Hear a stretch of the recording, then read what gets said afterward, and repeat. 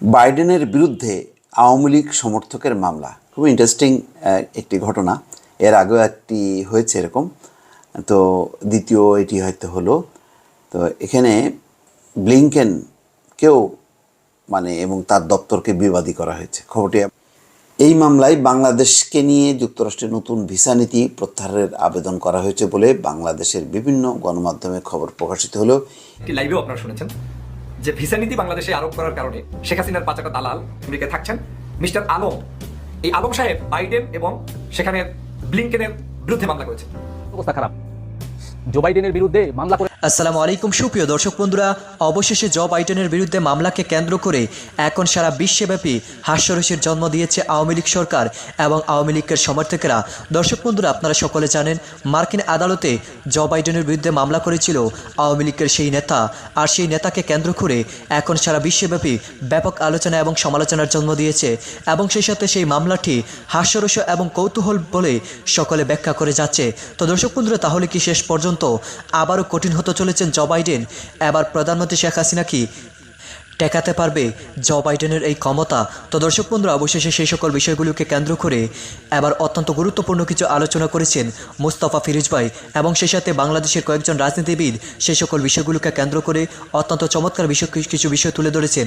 আপনারা সেই আলোচনাটি শুনলে অবশেষে সব কিছু মিথ্যা এবং বানোয়াট হতে চলেছে। তো দর্শক বন্ধুরা, চলুন আমরা সেই সকল বিষয়গুলো পরিপূর্ণ জেনে নেই। অবশ্যই ধৈর্য সহকারে পুরো ভিডিওটি দেখবেন, তাহলে এই সকল বিষয়গুলো পরিপূর্ণ বুঝতে পারবেন। বাইডেনের বিরুদ্ধে আওয়ামী লীগ সমর্থকের মামলা খুব ইন্টারেস্টিং একটি ঘটনা। এর আগেও একটি হয়েছে এরকম, তো দ্বিতীয় এটি হয়তো হলো। তো এখানে ব্লিংকেনকেও এবং তার দপ্তরকে বিবাদী করা হয়েছে খবরটি এমন। যুক্তরাষ্ট্রের প্রেসিডেন্ট জো বাইডেনের বিরুদ্ধে দেশটির আদালতে মামলা করেছেন আওয়ামী লীগের সমর্থক এক বাংলাদেশি আমেরিকান। এতে পররাষ্ট্রমন্ত্রী অ্যান্থনি ব্লিংকেন ও তার দপ্তরকেও বিবাদী করা হয়েছে। 26শে June Michigan Detroit Eastern District কোর্টে মামলাটি নথিভুক্ত হয় বলে এক ফেসবুক পোস্টে জানিয়েছেন মামলার প্রধান বাদী যুক্তরাষ্ট্র বঙ্গবন্ধু পরিষদের সভাপতি ও বঙ্গবন্ধু কমিশনের চেয়ারম্যান ডক্টর রাব্বি আলম। ঘটনাটি ইন্টারেস্টিং, এটাতে করে বেশ এই মানুষগুলো একটু সামনে আসছে, তাদের নামগুলো সবাই জানছে। এটার একটা হয়তো রাজনৈতিক পাওনা আছে, কিন্তু মামলার আসলে ভিত্তি কতটুকু বা এটার ভবিষ্যৎ কী এটা বলা খুবই কঠিন। তারপরও দেখেন, যুক্তরাষ্ট্র মতন দেশ, সেখানে এক বাংলাদেশি আমেরিকান সে মামলা করার সাহস পেয়েছে। তার ওই দেশটার যেই বিচার ব্যবস্থা বা মানবাধিকার গণতান্ত্রিক অধিকার কত স্ট্রং যে এটা চিন্তা করতে পারলো যে বাইডেন এবং ব্লিংকেনের বিরুদ্ধে মামলা করা যায়। এটি হলো পার্থক্য। এই মামলায় বাংলাদেশকে নিয়ে যুক্তরাষ্ট্রের নতুন ভিসা নীতি প্রত্যাহারের আবেদন করা হয়েছে বলে বাংলাদেশের বিভিন্ন গণমাধ্যমে খবর প্রকাশিত হলেও এই বিষয়ে নির্ভরযোগ্য কোনো তথ্য প্রমাণ মেলেনি। ঠিক কী অভিযোগে বাইডেন ও তার সরকারের বিরুদ্ধে এই মামলার আবেদন করেছেন তা ফেসবুক পোস্টেও স্পষ্ট করেননি ডক্টর রাব্বি আলম। এটা কি ভিসা নীতির বিরুদ্ধে নাকি অন্য কোনো ব্যাপারে, সেটা উল্লেখ করেনি। এই মামলার আবেদনে রাব্বির সঙ্গে বাদী হিসেবে আরও আছেন রিজভী আলম ও শের আলম রাসু নামে সাবেক দুই প্রবাসী ছাত্রলীগ নেতা। যুক্তরাষ্ট্রের অলাভজনক সংস্থা ফ্রি ল প্রজেক্ট পরিচালিত অনলাইন লিগাল ডাটাবেজের তথ্য অনুযায়ী অভিবাসন সংক্রান্ত যুক্তরাষ্ট্রের দেওয়ানি আইনের 465 ধারায় মামলাটি ডকেটভুক্ত।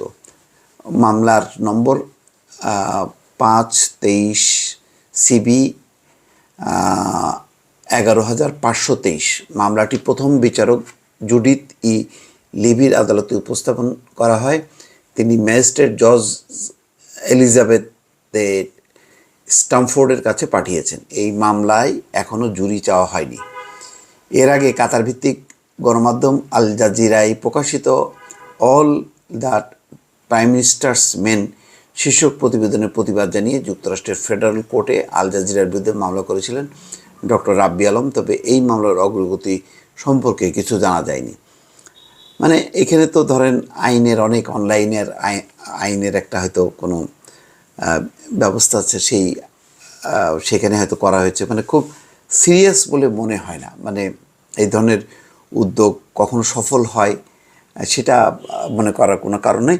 তবে বেশ এটা একটু আকর্ষণীয়, একটু বেশ মুখরোচক ব্যাপার, এবং যারা করছে তারা আবার একটু পরিচিত হচ্ছে অনেকের কাছে। যেমন ধরেন আমি ভিডিওটি করলাম, এটা একটু হয়তো একটু ফানি মনে হতে পারে, বাট এর মধ্য দিয়ে তো ওই যিনি করলেন তার ছবিটা আসলো, ঘটনাটা একটু প্রকাশ পেল, এই আর কি। মানে এর ছাড়া এর বাইরে যে খুব বেশি গুরুত্ব আছে তা না, কিন্তু সত্যি সত্যি যদি এটা মিন করা যেত যে ভিসা নীতির বিরুদ্ধে একটা মামলা করা, তাহলে এটা করাই যেত। কিন্তু সেই করার মতন সেই ধরনের যেই সলিসিটারের কাছে যাওয়া, শক্ত একটা আবেদন নিয়ে করা, সেটা দেখা যাচ্ছে না। এগুলো হলো বিচ্ছিন্ন কিছু উদ্যোগ অতি উৎসাহীদের, সেই হিসেবে আসলে এটা প্রকাশিত বা প্রচারিত হবে।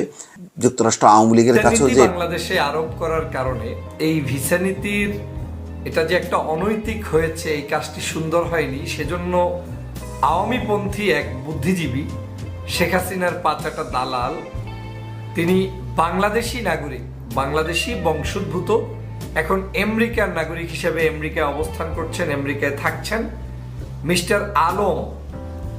এই আলম সাহেব বাইডেন এবং সেখানের ব্লিংকেনের বিরুদ্ধে মামলা করেছে।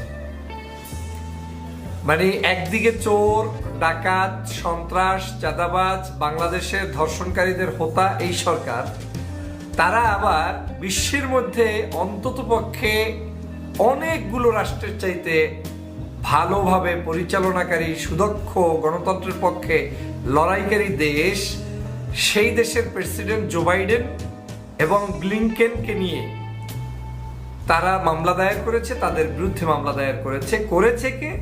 তিনি হচ্ছেন আওয়ামী লীগের একজন মানে সমর্থক বলেন, কর্মী বলেন, তাদের পাঁচাটা দালাল বলেন, মানে আওয়ামী লোকটা এসে শেখ হাসিনার পক্ষে এই অবস্থানটা নিয়েছেন।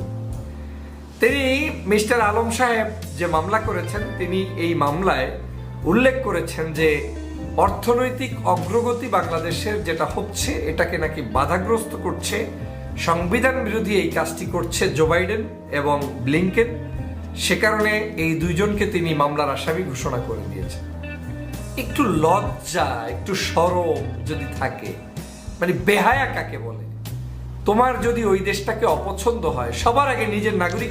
তো দর্শক বন্ধুরা, আপনারা হয়তো এই পুরো ভিডিওটি দেখে এবং মুস্তাফা ফিরোজ ভাইয়ের এই কথাগুলো শুনে অবশ্যই বুঝতে পেরেছেন আওয়ামী লীগের সেই সমর্থকের সেই মামলাটি এখন হাস্যরস এবং কৌতূহল জন্ম দিয়েছে।